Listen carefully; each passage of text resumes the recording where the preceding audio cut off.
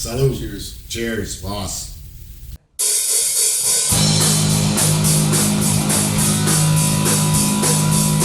Now, again, back to the style. I hear obviously Southern rock, R&B, Allman Brothers, John Mayer, Keith Urban.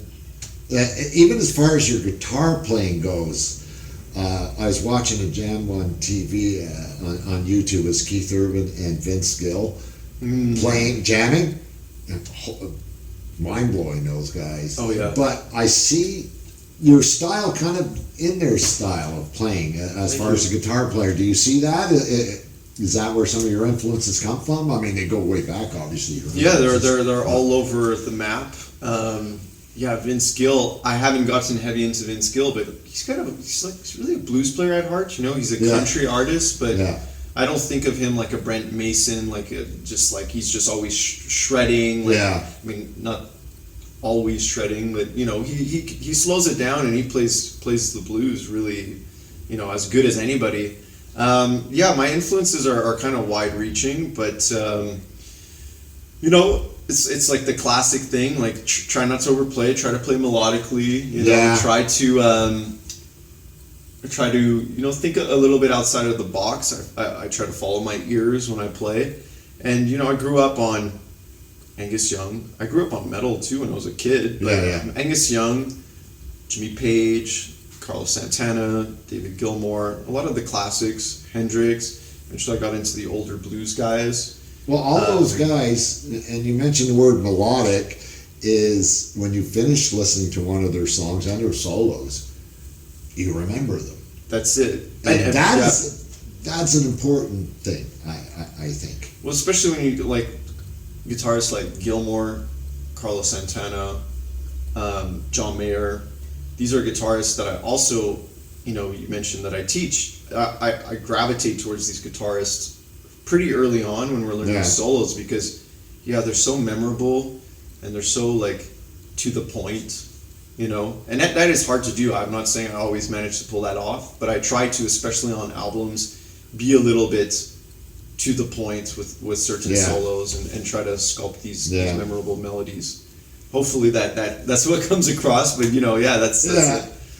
You mentioned earlier that you building up to a 6-piece band or members. What are you adding to that? There, you'll see where I'm going with that. Because last time what was I watching? You were live. You have another guitar player. Yep. Right. Your bass, obviously. You got a keyboard. Yeah. So that would be part of the 6-piece band is adding keys. Okay. So that was David Jose of Frifa on our live album. Right. Plays all over town and all over the place with everybody. It's amazing. And we added Lucie Martel, who was singing back vocals while doing some perks, some hand percussions and stuff. Okay. Those are the two people that we'd love to add. We kind of got stunted because of the pandemic. We released a live album, and I'm sure we would have had the opportunity to do a couple festivals as a 6-piece. Yeah. It's just like the dynamics that even a tambourine brings you drop down and you're just a trio for a guitar solo or a verse, and then the tambourine comes in. It's like it's that studio magic that you don't get to have as a trio or a quartet. Yeah, exactly. It's nice. What made me think of that after watching it is Colin James. Because sometimes when in recent years he went out solo with him and just an acoustic, and then he goes out with just his band, and sometimes he goes out with the little big band where he adds an horn section. Can you see yourself down the road adding a horn section? Yeah, I mean, I've thought about it. I've thought about also doing a show that we would record featuring another Montreal group called Field Junkie.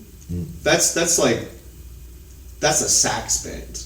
Yeah. There's no trumpet. It's Barry and Barry tenor, alto. That's Marc Leclerc, who's the lead vocalist, the songwriter and arranger in that group, and a bunch of buddies in that band.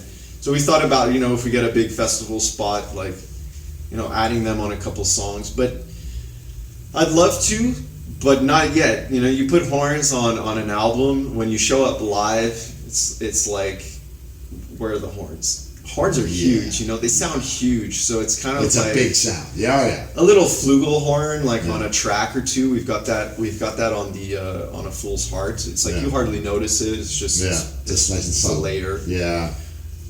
But to have like a shout, to have like a melody at the top of a tune that's horns, then when you play live and you play it on the guitar, it doesn't have the same impact. So you got to be kind of really prepared to think going down that road while you're playing. Yeah, absolutely. No, that makes a lot of sense.